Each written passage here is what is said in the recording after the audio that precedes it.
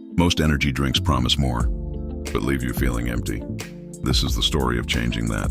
Hosted by Brandon Hoffhines alongside co-host Ryan Goldsmith.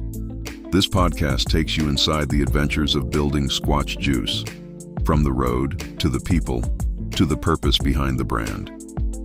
You'll hear real conversations, real results, and powerful feedback from those discovering what true energy, real focus, and proper hydration actually feel like. This isn't about quick hits or artificial boosts. It's about education, clean fuel, and redefining how we think about energy and hydration drinks, one mindset at a time. Welcome to the movement. Welcome to Squatch Juice. Welcome back to the Squatch Juice Podcast. We are here today with Brandon, of course, the Squatch Juice CEO and founder. I'm the Squatch Juice Media Director. And with us today, we have Doug Champion. You want to tell us a little bit about yourself, Doug?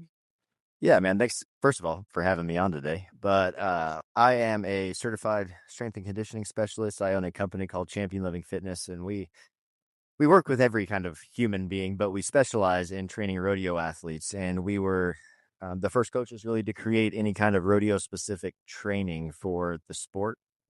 So I'm sure we'll chat a lot about that today, but that's the gist of what we do.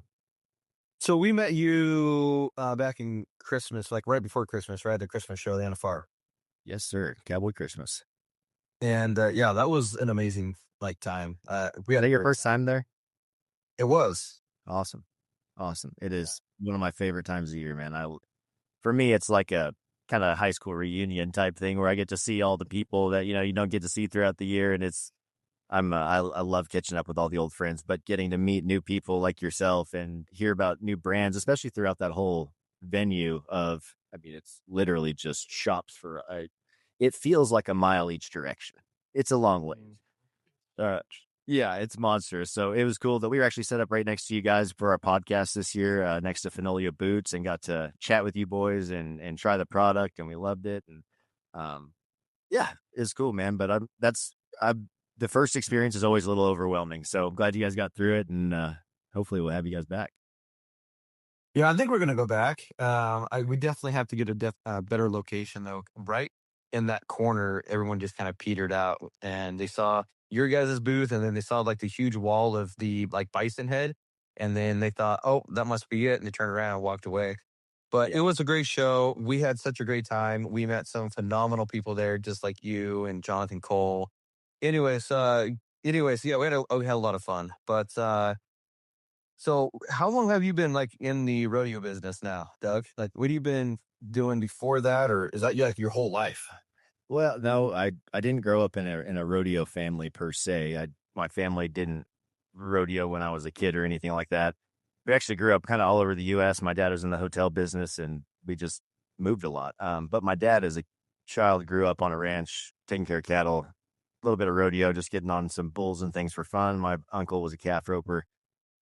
And so we always had this kind of cowboy background in our family, this history of it. And my brother and I, we lived in Alaska for a majority of our childhood. So the Western way of life wasn't super active in the way it is down in the lower 48, if that makes sense. So a lot of our life was, as kids, is skiing, hunting, fishing, being outside. There wasn't a whole lot of rodeo or places to do that in Alaska. That's changed a little bit now. They do have, I think, at least one professional rodeo in Alaska every year, in Palmer, which is actually probably coming up here in a couple months. But yeah, so we grew up there, went to high school down in Arizona, and that's when I got into rodeo. We started riding horses when we moved back down to Texas and Arizona when I was younger, and just for fun, nothing in rodeo, just riding horses, getting back around. And my mom was big into English riding. She grew up in Virginia, so she did a lot of hunting and hunter jumper type things. And so the passion was there, the love for horses, and we finally got to take advantage of that. We did, and we rode horses a lot, and I actually broke colts in high school to make some money. And so, just being a younger guy and horses start bucking and you're riding them and you're like, hey, this is pretty fun. I think I might want to go try this. So I got on my first bucking horse when I was 16.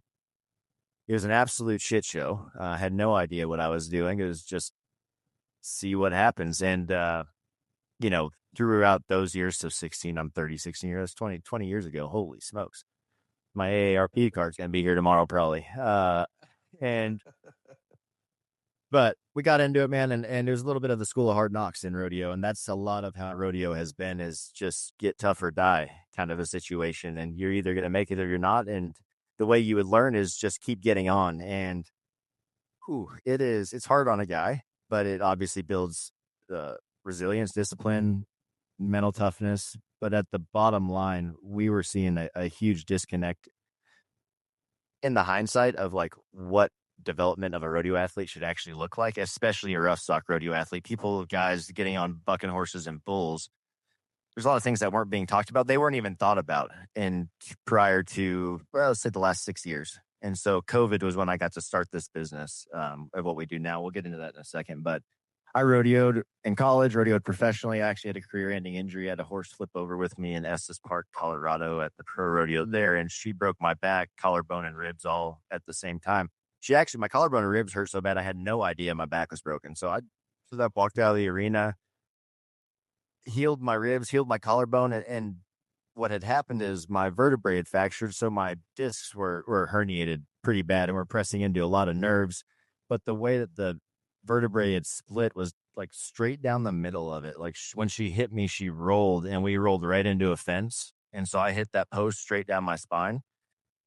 And the vertebrae they're open, right? They're expanded. So those discs were just always moving. And so I got on another bucking horse thinking I was okay. Like everything had healed for normal life. Get on one horse, something ain't right. My back's, this is a big deal, did it all. Go get some imaging. I need a spine fusion essentially. And I was 22 at the time, and spine surgery along with strength and conditioning for rodeo athletes has come a long way in the last 10 years. In the sense that when this first happened to me, orthopedic surgeons were the main people that you saw. And the person who actually did my surgery was a neurosurgeon. And so what I imagine in medicine, they were realizing that these orthopedics were not having good success rates. That's why they wouldn't operate on me. They told me straight up, I do not want to make your quality of life worse than what it is now. You're 22 years old. You have a lot of life to live. The best thing you can do is go get strong until you find some other way to work on this or just get by with it. And so that's what I did. I geeked out, dude, on strength and conditioning. And I went to a PT a couple times, realized like that was all bullshit. Sorry, I don't know if I can cuss or not, but it wasn't what I needed. It wasn't what it was. And to think about this kind of injury, really, really common for 60 and up. It happens to older people. It's not something that happens to younger people. It's a wear and tear injury. Over time, we just deteriorate, and then we have some spine issues if we don't maintain our strength and our mobility and increase our longevity. So I did pretty well, and I was a 3-year stint of really studying fitness, and I was in college. I was going to get an ag business degree and really fell in love with the training side of things. So I got certified in CrossFit, and this is when CrossFit was just coming around. And I loved a lot of things about CrossFit. I love the community. I love people showing up together to push each other, to get better together. No matter what your goals are, they were there to make themselves better together. And that's contagious. And that's awesome. But CrossFit as a sport is awesome. CrossFit for general populations can be a huge problem because there is so much maintenance work. And there is a baseline that an individual needs to complete a lot of the Olympic lifting that's going on in CrossFit. And honestly, just anything overhead.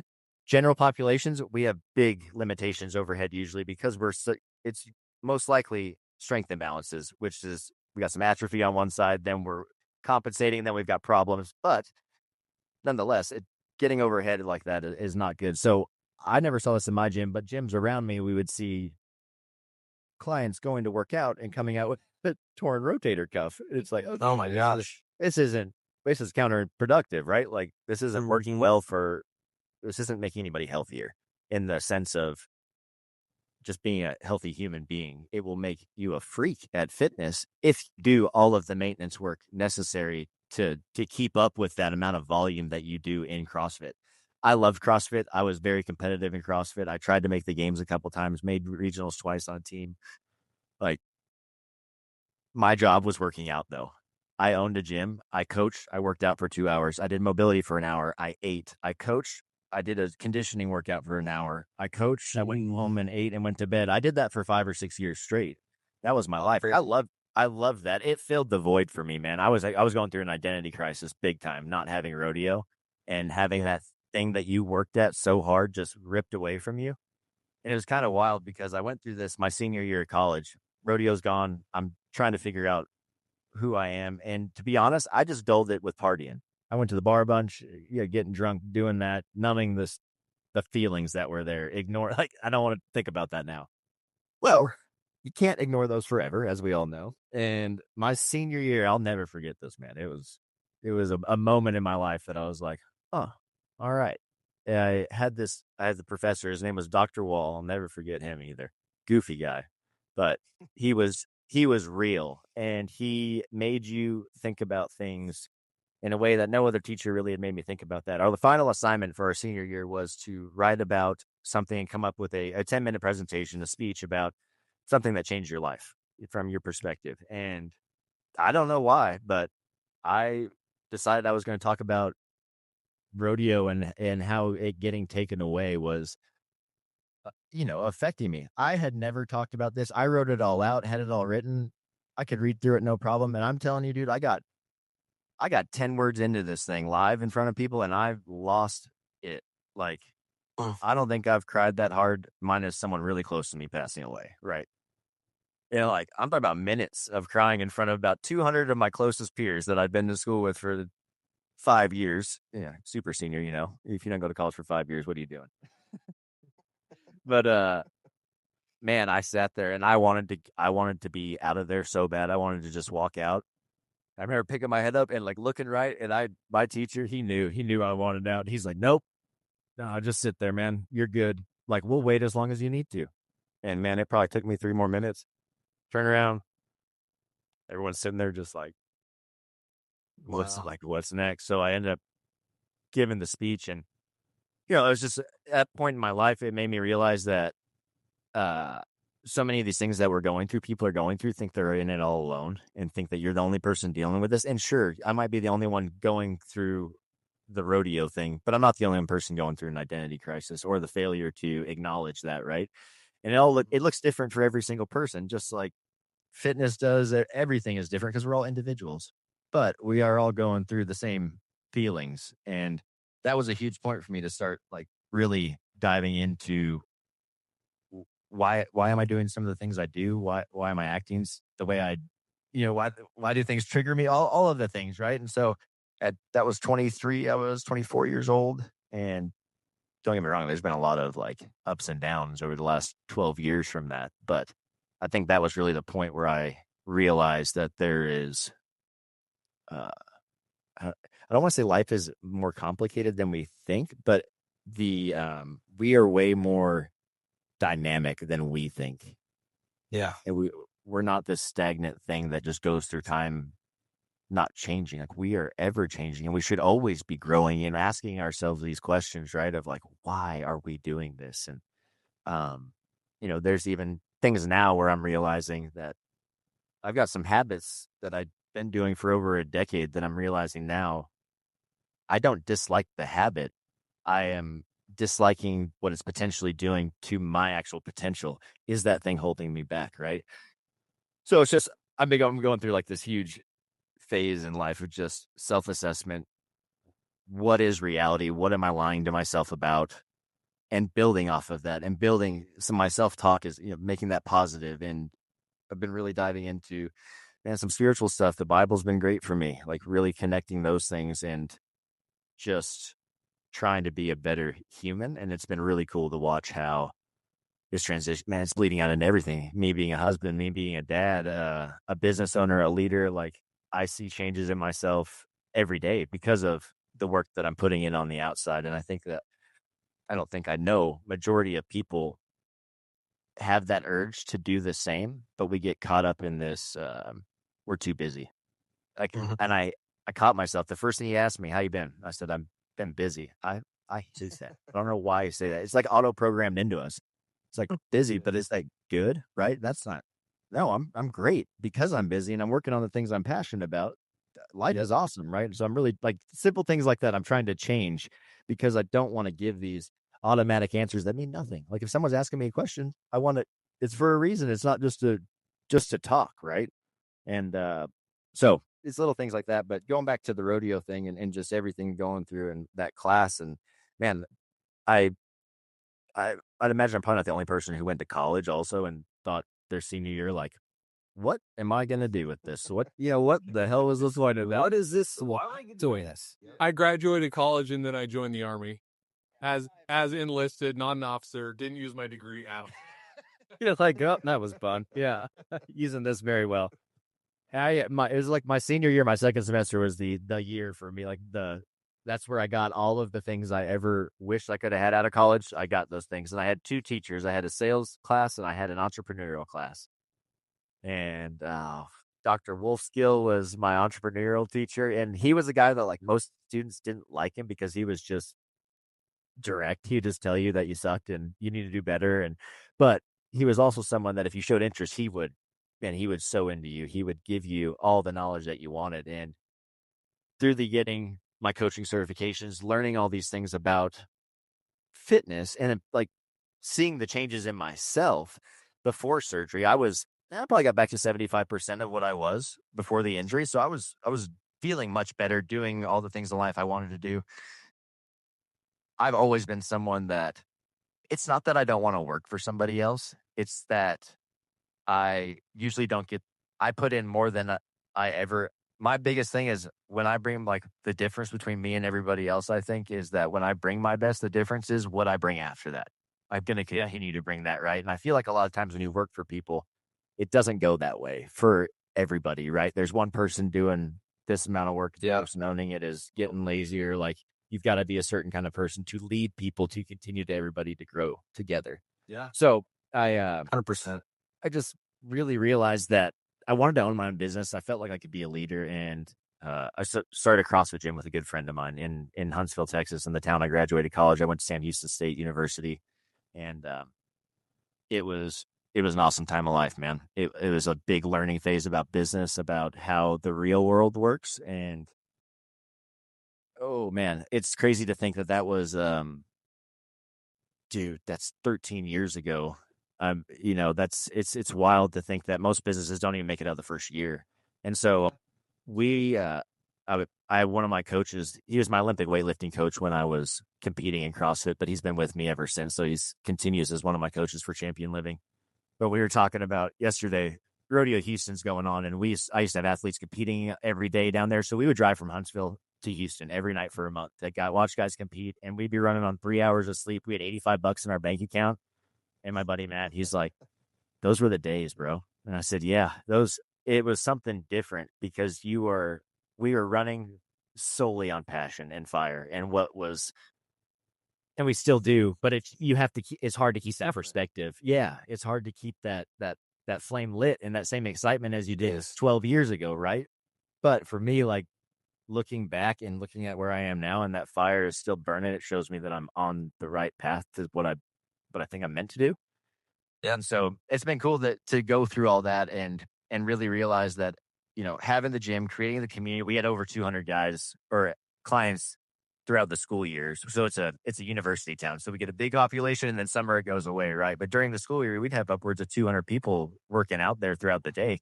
It was packed. It was a family. It was so fun. We'd have awesome events. We had the Budweiser truck pull up one time. They gave beer after a workout to everybody, and we all just hung out and had concerts and stuff. Like, it was a blast. We created an all-in community and a culture, and that's all my rodeo buddies started gravitating towards it because I'm still living with them. We're all going to finish school together. Some of them are still in school, and they're like, we should probably be doing something. I'm like, yeah, well, let's go to the gym, start doing these CrossFit workouts. And I started realizing as a coach, like this isn't ideal for rodeo athletes because there's so many injuries and things we're dealing with already that are prior to any kind of exercise. We really need to be working on correcting movement patterns, getting the mobility increased, taking some of the stress load down, and then teaching them how to actually put systems into place for the training, for their nutrition, for their recovery, whether they're at home or on the road. And that's going to look different based off of the season. But how do we start dialing this in and actually changing the culture of rodeo, which has been, I don't know if you guys we work with a lot of Australian athletes. So I've gotten a very big introduction to rugby, and rugby is pretty cool. very similar to rodeo in its roots. It comes from beer drinking, smoking cigarettes, and just getting out there and playing ball. It's the same sense in rodeo. You look at rodeo, man, not even 10 years ago, you'd see beers behind the buck and shoot. You would see a lot of guys smoking cigarettes. And don't get me wrong, that's part of the culture, and I get it. I have nothing wrong with that. Do you? But when the game is changing so much like it is now, with the amount of money that is being added to every single event, you have no option but to invest in your training and invest in yourself. And that's not even mentioning the amount of bull power, horsepower, all of those things that have increased because of breeding programs, because they're treating these animals like athletes. You're seeing career lengths dropping big time from professional rodeo athletes, guys that are, they're cut like 10 years short because they just didn't do the things to take care of themselves. And the problem with the sport is, and it's funny, I had a talk with, his name's Sage Kimsey's arguably one of the best bull riders to ever walk the earth. I was talking with him last night. He's one of my good friends. And he was saying, it's crazy how I just can't bounce back like I used to. He's like, I was 12. Oh, yeah. It didn't matter. I didn't have to go do mobility every day. I could go get on, whatever. He goes, well, we're about the same age. He's maybe 34. He's like, dude, if I miss a day, I'm in a bind. Like I have to stay so disciplined and dedicated. And we were talking a little bit about the discipline dedication thing. And it's like, he's like, some of these young guys think they're disciplined because they're busy. They're replacing the amount of work for the quality of work. And he said, discipline is doing the shit that you don't want to. He says, you know why? Because people want to go do the stuff they want to. Why? It's comfortable. It's easy. Exactly. It's easier to go do that. Even if you have bad habits, like even if you know you're doing something you shouldn't be doing, it's easier to go do that again than it is to stop doing it. And I've dealt with that firsthand, but it's just this mindset shift of elite athletes. And we see that in other sports now, football, baseball, basketball, hockey, but they also have decades of athletic testing involved. And that in turn has changed the coaching perspective. Man, we have a hard time getting some of these PBR coaches to even think that athletic testing is a valid thing for them. What they have no idea, they just don't understand. But it's a cultural thing. They don't know what they don't know. And all they know is squeeze hard, ride bull, be tough, win money. Like that. That's how it was back in the day, right? Like, yep. No, you're good. Something that I really just kind of want to bring up is the fact that you went through something that was completely life-changing at the age of 22. You had two choices. One of the choices where I can just sit here and say, poor me, and be comfortable with just not being disciplined. Or number two, actually going above and beyond and say, you know what, why did this happen for me? And how can I actually help other people to overcome this exact same thing? Like you were 22 years old and you went through a midlife crisis at 22 years old. Yeah. Like, think about that, man. Like, that's crazy, right? But the way that you stood up and the way that you took accountability for your life at that moment, you're like, okay, I need to shift. It's not like I need to stop. It's like now I need to quit. It's you made that shift. You had that mindset of, okay, how am I going to help other people because I went through this exact same thing, right? And that's what's going to be the difference between you and a lot of these other people. That's what makes you different in the top 1% as an entrepreneur and a business owner than a lot of these other people out there. Because 99% of us just want to be comfortable sitting there in the comfort, right? We don't want to be pushed to the limit, right? We don't want to be better than we were yesterday. We say we do, but how many people are actually doing that? You did it, man. And that's crazy to think at age 22. I think I told you this. I got hit by two cars when I was 22 and broke my back in two places. And I didn't know for 7 months until one morning I tried rolling out of the bed and I was like, I can't walk. So same thing. They wanted to have surgery, or they didn't want to have surgery. They wanted me to go through physical therapy. So I went to physical therapy for 5 years, 2 to 3 hours a day. And I should have kept up with it. So like you truly are inspiring because I need to get back into it. Ryan's always trying to get me to come out and work out. And you hit the nail on the head for me when you said, like, I hate that word or I hate that phrase, I'm too busy. Because we do, right? We do have the same time and we are busy, but what are we doing to dedicate ourselves to ourselves? yeah. So, And what are you prioritizing? That's the big thing. Yeah. You know, I always tell guys when they give me the I'm too busy, and by all means, I'm not saying someone isn't too busy. I'm just saying I know a lot of guys that I would consider too busy and they still make the time. But the biggest difference is show me your daily planner, like show me your notebook. This is mine. I have every single hour written out of my day by the half hour of what I'm doing. I'm telling you, if you write that out and that's all filled in and you can't find one break, by all means, you're too busy. You know what I mean? You're too busy. But Yeah. I'm telling you, I've never seen that. I've never seen a book filled all the way up where someone could not hit the minimum of 3 times working out per week. It is not hard. It's uncomfortable. And It is uncomfortable. that's- And they don't need an hour to 2 hours out of the day, right? Like No. 15, 20 minutes just to do something to get your mobility back. Right? So yeah, and it's a mental trap that people go into in that sense of needing, and that it's so funny because an hour is like everyone's staple number in their head of I need 60 minutes to go work out. If I don't have 60 minutes, it's not even worth going. And so we say that however many times over, it's been however many months of not going. If you would have hit 10 minutes a day, the accumulation of that, dude, you just worked out for a full month.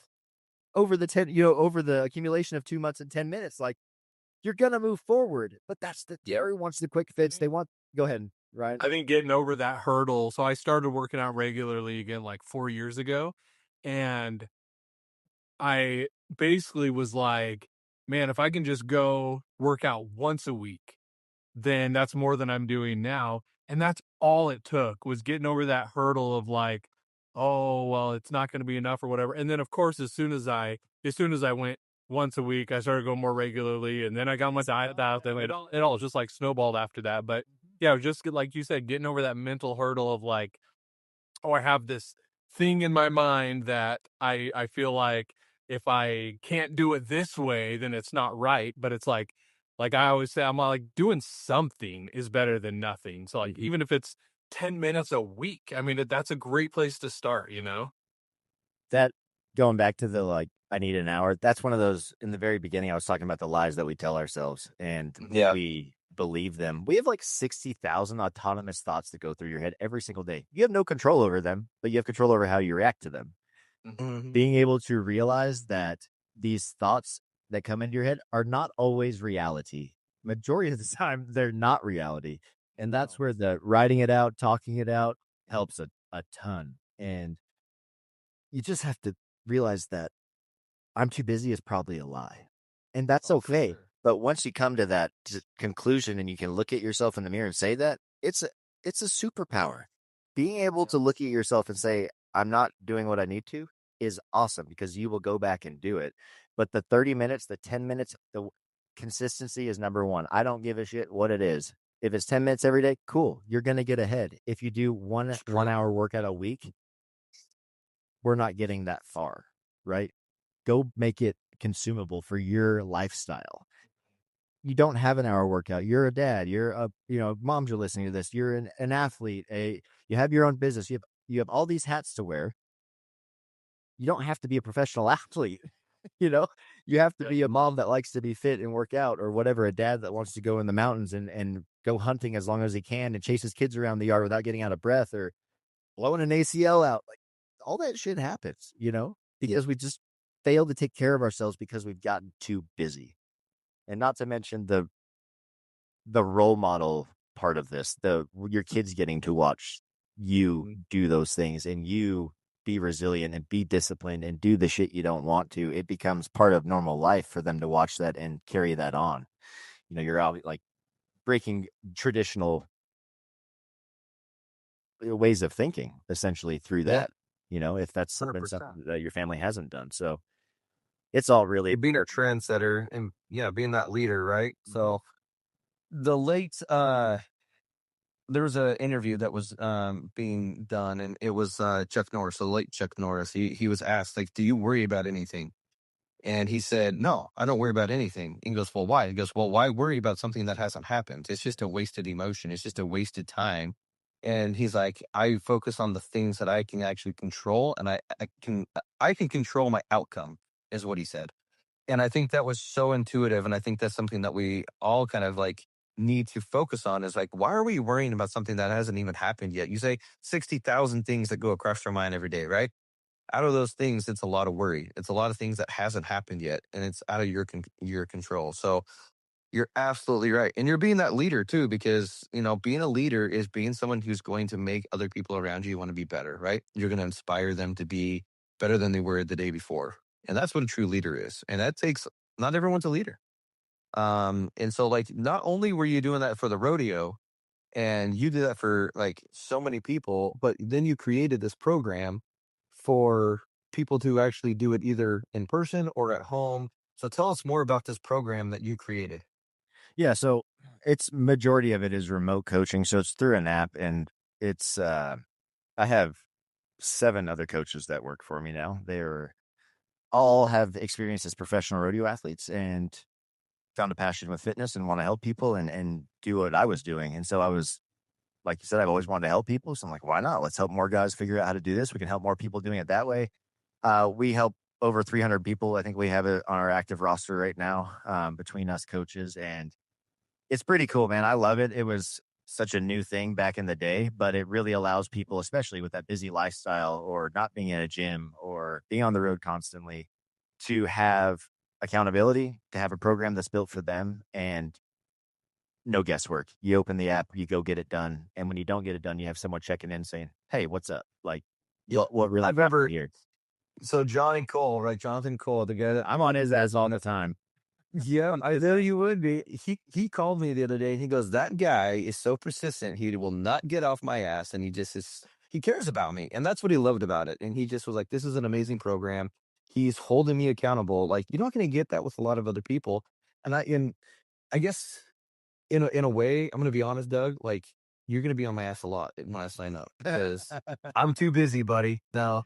Well, that's all right, man. That's it. You have to define those things before you can change them. And that's part of the process, man. But the whole thing with this is the accountability is huge, but you're getting a check-in every single day. They open the app. They're going to have a warm-up, workout, cool down, demo videos for everything. It's us demonstrating, talking them through the exercises, what the cues should be, what we should be focusing on. They're going to video their last set of each exercise.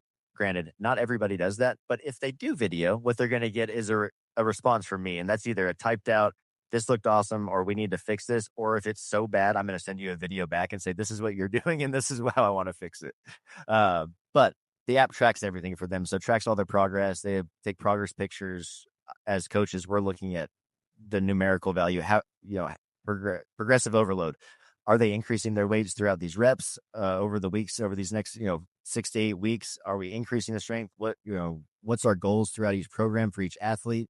And it's fun because we train world champions in professional rodeo. And I also have, and I hope like some of my favorite clients are in their 70s. And I've got a couple of older guys. Yeah, dude. And because they show me like, that's the goal. I have one client. I'm not going to name his name, but he's 70, probably 73, 74. He's had leukemia for over a decade. He's a cowboy, man. He lives up just a couple hours from me north of Montana, but he rides mules every day. He's got old mules, young mules he's training. He's out there riding every day. He has shoulders are pretty much gone. Like his hip replacements, he's patched together, but the guy will not effing quit. You cannot get him down, dude. And he cowboy through and through. But I mean, 73 years old, he videos every exercise and sends them to me. He's doing shit technology wise that kids my age are not doing. And that right there is the discipline. That's awesome. I have guys like, I couldn't figure out the video. I'm like, you're a dumbass. Like I've got a year-old man over here figuring this out. You can definitely do it. You're just being lazy about it, right? Yeah. Or you feel awkward about videoing, and that's fine. But again, let's define the lie here. But working with people like it, I just get to work with opposite sides of the life spectrum. And it's so fun to see at each level where everybody's doing different things and we can make it different for your lifestyle. And I got some moms that just love to ride horses. They're not professional barrel racers, but they love to run barrels. They want to have their kids around out there on the horses. And we build like warm-ups while they're horseback for their upper body, like all kinds of little stuff. But so cool. They get to check in every day. We're holding them accountable. And like I said, there's times like, for Jonathan's instance, he's busy as well. There's times where he won't check in with me for 5 days. And I'm calling him saying, hey, bro, it happens. Like, this is life. But if we don't have this check-in and you don't look in the mirror and say, I need to get back to it, we're just going to continue this process because that's easier. It's so much easier to just continue down that, right? And say, I got too much shit going on. But the grand scheme of things might be busy, but you can make it work. Here's the thing that I like about your program a lot is there's a stigma as well about that whole hour thing, right? But it's also, I need to go to a gym. Like, I have to go to a gym and I don't have time to drive 30 minutes to a gym. That's going to be not only an hour to work out, 30 minutes to drive there, 30 minutes back, 2 hours on my day. So the cool thing about your program is you could do it in your home.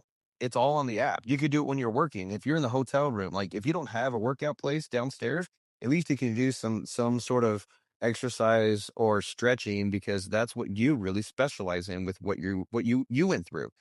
And that's what I love about it is you've made it so simple where it's really at the people's fingertips. It's just whether or not they're going to use it or not. Um, and I love it. I think it's a great idea. It's a great program, and it's just and overall going to be better for everybody. We just got to be committed, right?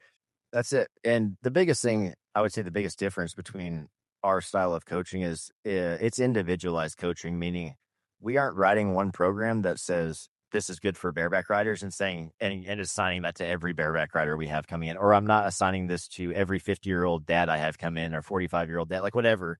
I'm not assigning one program. It's for you because everybody's different. And especially as age goes up, your life experience has changed. Your body has been through more stresses, maybe had some traumas to it.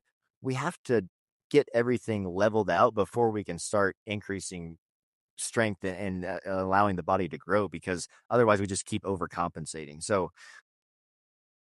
I understand templates and the cookie cutters type programs, but if you really want to help yourself, get an individualized program that's made for you and actually made for where you're at. Yep. You're going to see progress 2x faster at least. So Yep. we really dive into how much time do you have? What equipment do you have? Are you on the road? Are you at home? And we work with that. And like you said, I don't need equipment to write you a workout. We could do it with nothing, No. body weight only. But you can do bands. We could do anything. We can do 5 minutes on the road. We can do a fucking hotel room warm up for the day. Like anything you want. That's the cool part is it's for you. It's not for us as coaches. And we put the ego to the side as coaches. And like, I understand life is different for everybody. I'm not one of those guys who just get it done. Like I understand things come up. I want to make this real for you and show you how to continue to do this in a quote unquote busy life, because it's not getting any less busy. Yeah. It's not. And that when we get older, it just goes much faster and we keep getting busier. So where can they get like the information? Where can they go? Where's the app at? Is it on both platforms, the Android and Apple, or? Yep. Yeah. So I actually have a couple different options here. So I do have an introduction app as well, and that is called Hui Fit. And Hui, the clothing brand, they teamed up with us. They love the idea of helping rodeo athletes have a starting place. And so what we created was these are cookie cutter programs, but they are at a extremely lower price than our individualized training, because you're not getting interaction with us. What you're getting is a program that you're getting access to a ton of programs. We have 5+ actual programs. Each program is somewhere between 6 and 8 weeks for each event in rodeo listed to that app. And then we have Beyond the Arena. So I've got some hunting programs in there. Some people that like to be in the backcountry. Got some female only workout programs for things that girls want to build. Lots of mobility on the road, body weight only stuff. It's $19 a month. You can get that in the Apple App Store or the Google Play Store.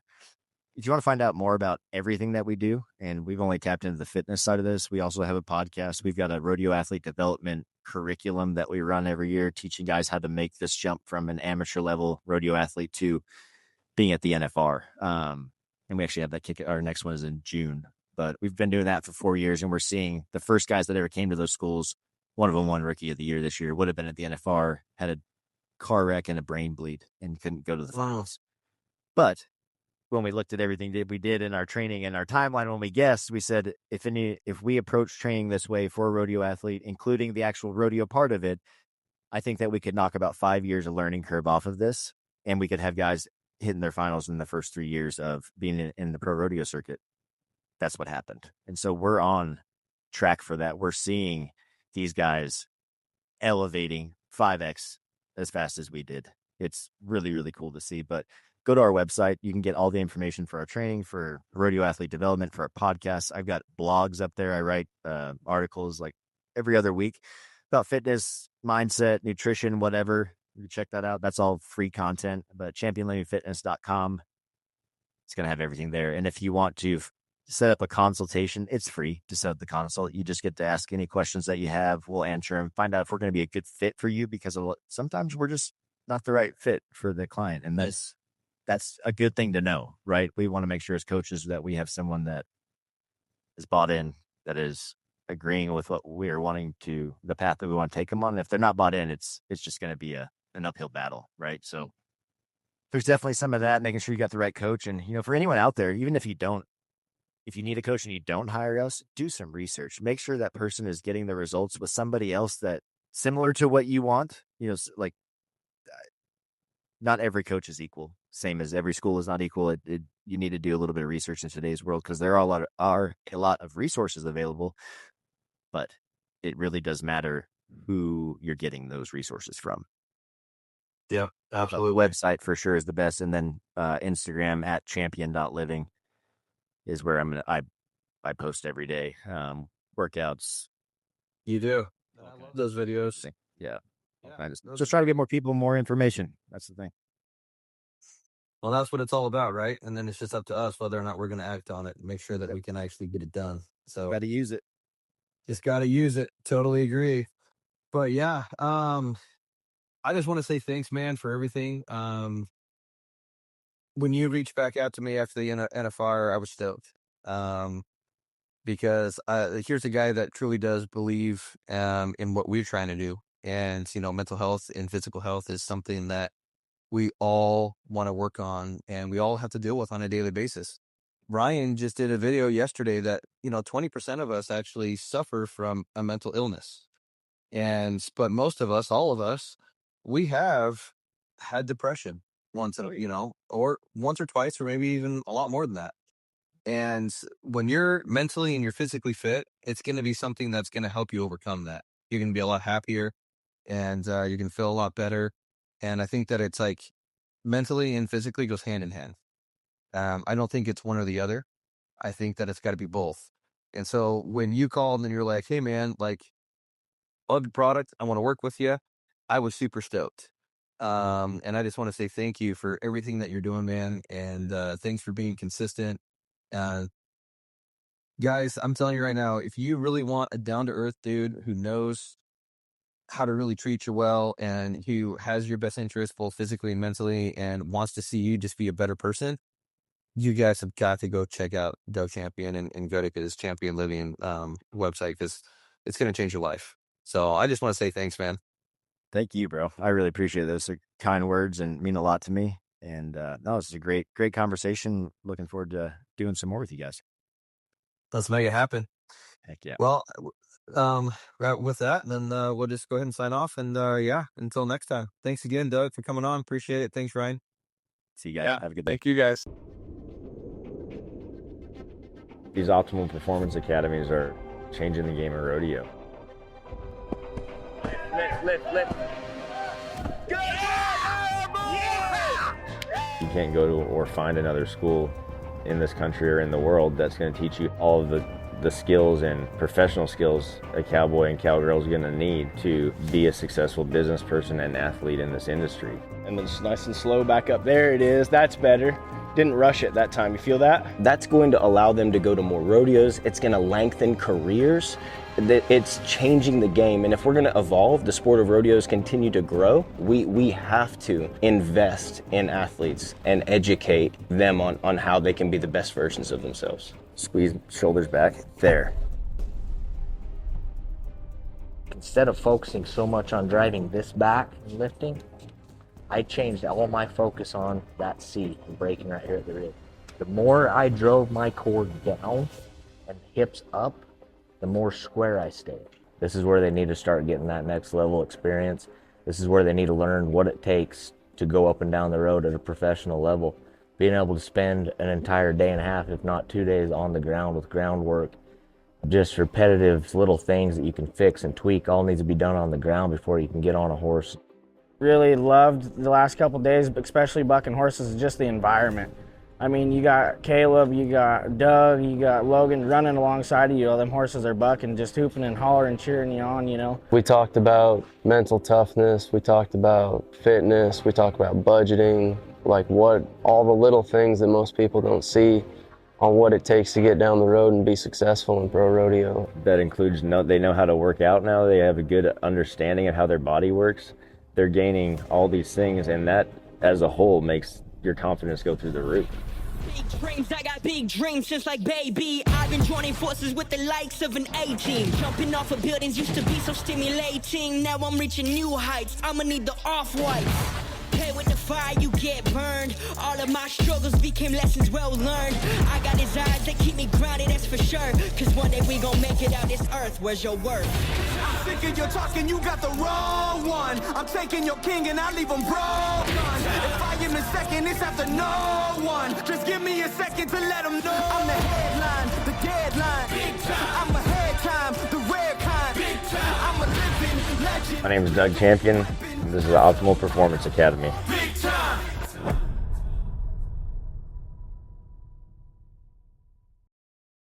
Squatch Juice.